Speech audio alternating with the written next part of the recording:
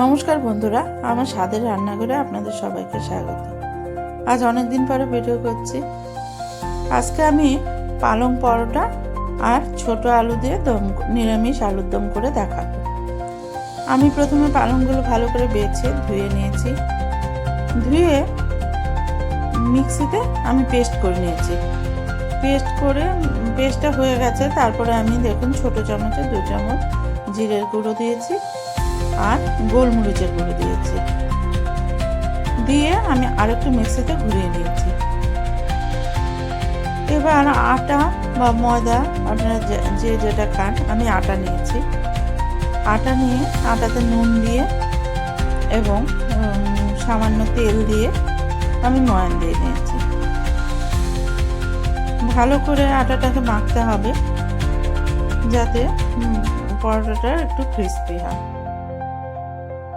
আমি আটাটা মেখে নিলাম ভালো করে, এবং আটা মাখার দেখুন ময়ামটা হয়েছে কিনা আমি কীভাবে দেখলাম।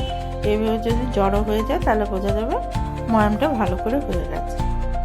এবার জল না দিয়ে আমি এই পালং শাকের যে পেস্টটা করেছি সেটা দিয়ে প্রথমে ভালো করে মাখিয়ে নেব।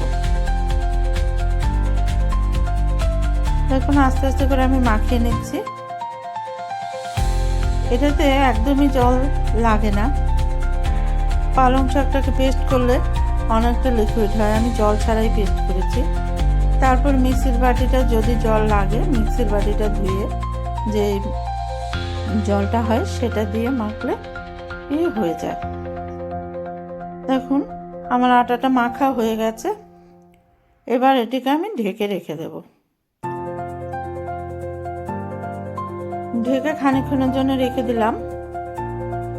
তারপর আমি এরকমভাবে লেচি কেটে নিচ্ছি।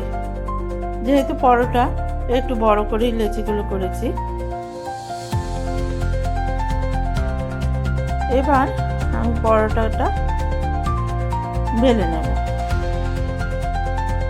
আপনারা যদি 3 কোনা খেতে চান তাহলে 3 কোনা করেও ভাজতে পারেন, বেলতে পারেন। আর আমি গোল গোল করেই বেলে নিয়েছি।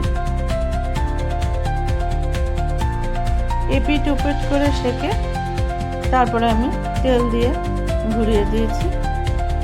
চেষ্টা করছি যতটা কম তেল দেওয়া যায়।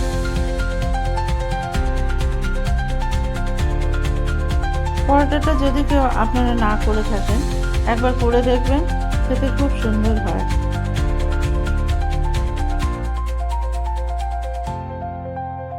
এবং এক এক করে আমি সব পরোটাগুলো ভেজে নিচ্ছি। দেখুন এবার গরম গরম পরোটা আর নিরামিষ আলুর দম সার্ভ করে দেখাচ্ছি আপনাদের। ওদিন নিরামিষ ছিল, সোমবার ছিল, তাই সবটাই নিরামিষ।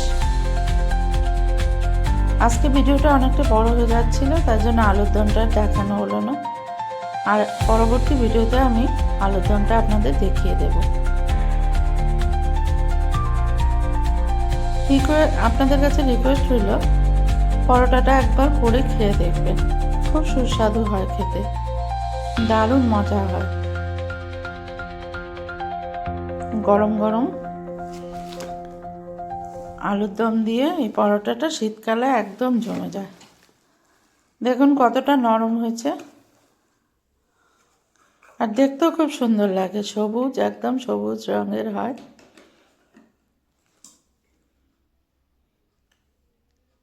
আজ তাহলে আসছি বন্ধুরা, দেখা হচ্ছে পরবর্তী আরেকটা ভিডিওতে।